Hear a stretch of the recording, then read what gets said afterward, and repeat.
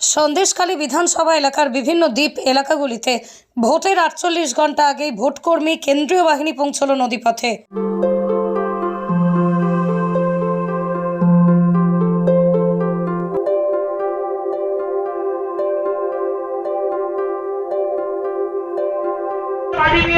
MPC দুটো বুক করুন।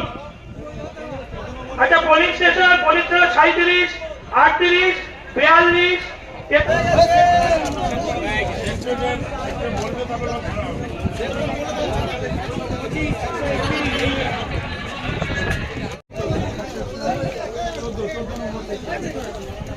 14 নম্বর সেক্টরের উদ্দেশ্যে বলছি, আপনি যত শীঘ্র ভাবে চলে আসুন। আপনার পোলিং স্টেশন সব চলে এসছে।